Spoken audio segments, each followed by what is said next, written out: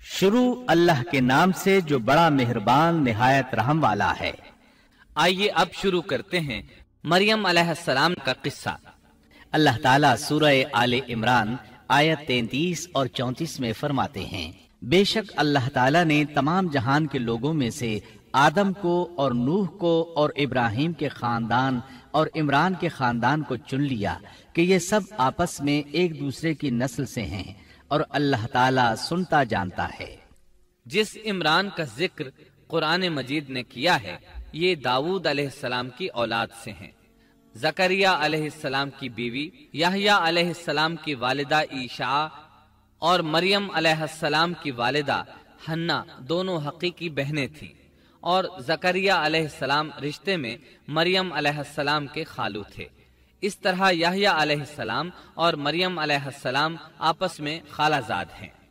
اللہ تعالیٰ نے اس دور کے کئی واقعات کی طرف اشارہ کیا ہے۔ سب سے پہلا تذکرہ مریم علیہ السلام کی پیدائش کا ہوا ہے۔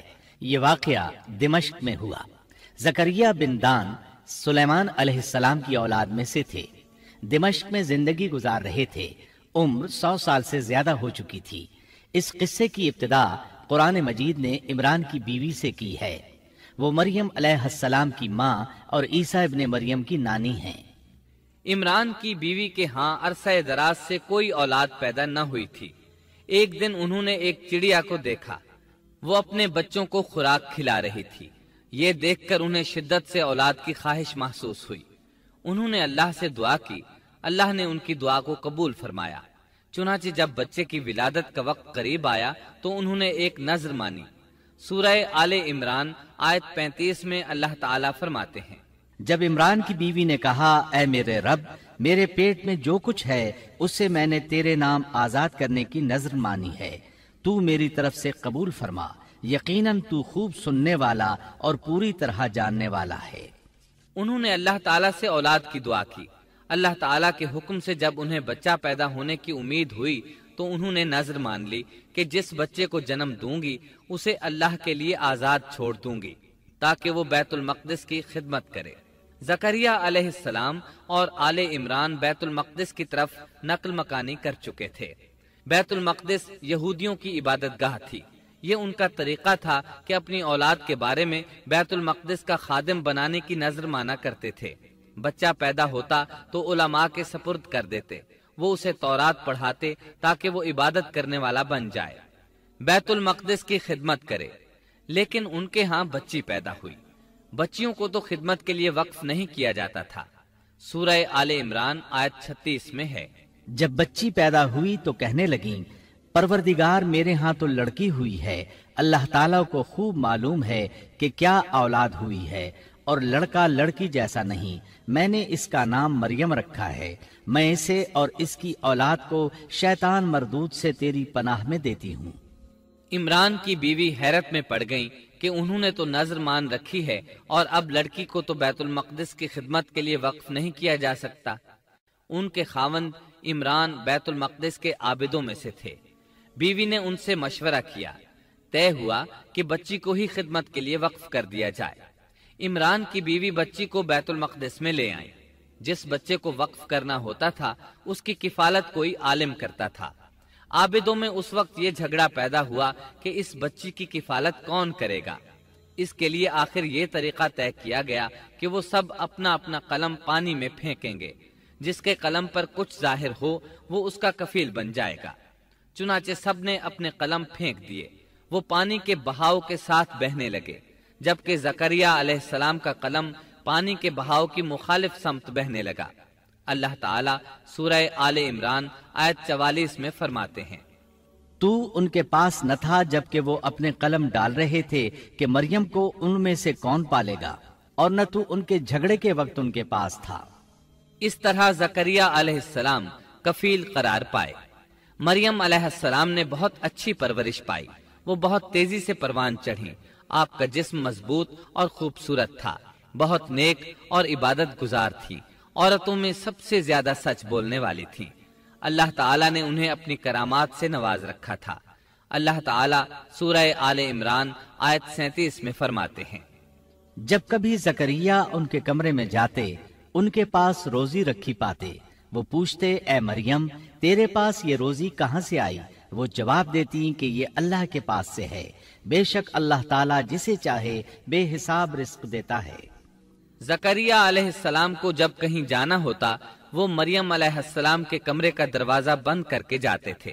جب واپس آتے تو اس کے پاس رزق رکھا پاتے اور وہاں غیر موسمی پھل ہوتے۔ بہت تعجب کرتے۔ مریم علیہ السلام انہیں بتاتی یہ پھل اللہ تعالیٰ نے آسمان سے نازل کیے ہیں۔ اللہ تعالیٰ سورۃ المائدہ آیت 75 میں فرماتے ہیں، اور عیسیٰ کی والدہ ایک راست باز عورت تھی، اسی لیے ان کے ہاتھ پر بہت سی کرامات ظاہر ہو رہی تھی۔